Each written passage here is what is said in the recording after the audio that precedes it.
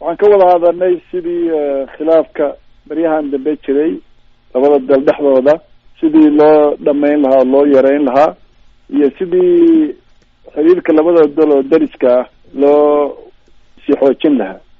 sacaadata wasiir, ma aha markii ugu horeysay aad adiga ama mas-uuliyiinta sare ee dowladda federaalka soomaaliya oo madaxweynahuna uu u sarreeyo aada la kulanteen madaxda Kenya oo heshiisyo aad kala saxeexateen, in badanna ma ay hirgelin. maxaad isleedahay iminka kulankan aad iminka ku joogto iyo kulankii dhowaan wasiirka arrimaha gudaha ee Kenya oo ku yimi Muqdisho way ka bedeli doonaan ama heshiiskan waa dhaqan geli doonaa? annagu dee waxaana la faray dadaal iyo rajo, nabad iyo deris wanaag waxay dan u tahay dalka Soomaaliya iyo dadkiisa iyo dalka Kenya iyo dadkiisa.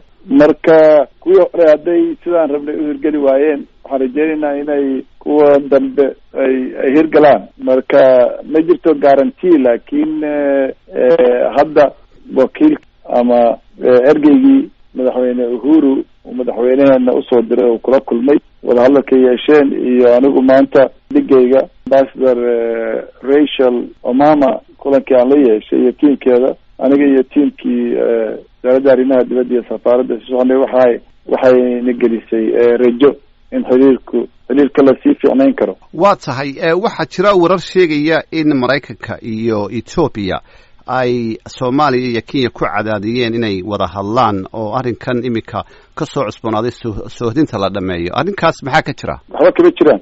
dalal xoraan nahay, marka dalal aad saaxiib tihiin way ku siin karaan, laakiin go-aanku wuxuu ahaa go-aan madaxda labada dal ka yimid. actually wuxuu ahaa go-aan ka yimid madaxweyneheena. xuduudka Soomaaliya Kenya udhexeeya waxaa dega labada dhinacba dad Soomaaliya, marka anagoo dadkao dhan khayr la jecel, haddana waxaan khayr dheeraada lasii jecel lahay dadka iyaga, sida uu madaxweynuhu yidhi labada dal xuduudkada dega. marka uma baahnin inuu qof uu ku dhinto macno dari. waa tahay iminka xuduudda ayaad ka dhawaajisay. xiisadana waxaa iminka ka bilaabantay dagaalkii ka dhacay beled xaawo. waxa kaloo ay ka bilaabantay oo beryahan aada isku maandhaabsanaydeen wasiirka amniga ee Jubbaland.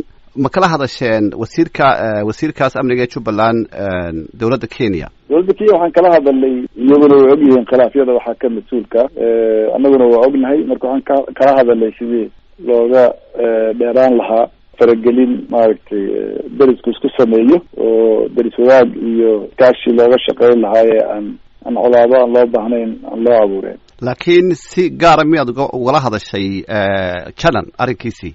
maya. waa tahay waxaynu ognahay in beled xaawo ay ku dagaalameen ciidamo taabacsan Jubbaland iyo ciidamada dowladda federaalka Soomaaliya. dad badani waxa ay leeyihiin ciidamadii loo soo tababaray inay al-shabaab la dagaalamaan, dowladdii Soomaaliya waxay u leexisay dhinacii maamul goboleedyada. arrinkaas maxaad ka leedahay? waxba kama jiraan. laakiin soo kuwan ku dagaalamay maaha beled xaawo? soo may ahayn laba ciidan oo Soomaaliyeed ciidamadii dagaalamay? Soomaaliya ciidamadeedu waxay looma sameynay dadka Soomaaliyeed la dagaalamaan. waxaa loo sameeyay inay xuduudka Soomaaliya ilaaliyaan. laakiin ciidamadii Jubbaland iyo ciidamada dowladda federaalka Soomaaliya taabacsan ayaa ku dagaalamay soo maaha xuduudda? Jubbaland Soomaaliya kanta see xuduud ugu dagaalami karaan? waxaan ka wadaa deegaanka beled xaawo. Soomaaliya, Jubbaland iyo Soomaaliya ha uga hadlin siday yihiin laba dal oo kala duwan. waa dad Soomaaliyeed oo isla weeye iyo Kenya udhexeeya. waayahay si kale haddana wixii isgarad waayo oo Soomaali dhexdooda soo dhex ka dhaca Soomaaliya u taala. laakiin iminka murankii ugu dambeeyey dowladda Kenya iyo Soomaaliya waxa uu salka ku hayaa Jubbaland. waynu ognahay Jubbaland dabcan waa maamul goboleed ka tirsan Soomaaliya, laakiin iminka iskuma wanaagsana. dad Soomaaliyeed marka ay hayaan in dib u heshiisiin dhaba iyaga ay dhex marto. dhowaan madaxweynaha Jubbaland wuxuu ku baaqay in la wada hadlo. idinku taasaad u aragtaan halkii ay ciidamo Soomaaliyeed oo laba dhinac kala taabacsanay ay iska hor iman lahaayeen? annaguna saasaan u aragnaa. madaxweynaha iyagu iyo ra-iisul wasaaraha iyo madaxda Soomaaliyeed kulligood waxay arkaan baahida loo qabo dadka Soomaaliyeed iyagu isfahmaan oo tashadaan oo sidii qarannimadooda u dhisan lahaayeen, dowladnimadooda u xoojin lahaayeen, dadkooda mustaqbal fiican ugu horseedi lahaayeen. marka in dadka Soomaaliyeed uu isfahmo isu soo dhawaado waa arrin mas-uuliyadda ugu weyn oo u taalla ama dadka ugu horreysa mas-uuliyaddaas u taalla madaxda qaranka soomaaliyeed oo hadda jira. waa tahay ciidamada Kenya ee ku sugan Jubbaland waxaa la leeyahay 48 saacadood ayay kaga baxayaan Jubbaland. ma kala hadasheen dawladda Kenya inay ka baxaan mase jirtaa warkan sheegaya inay ka baxayaan 48 saacadood gudahood?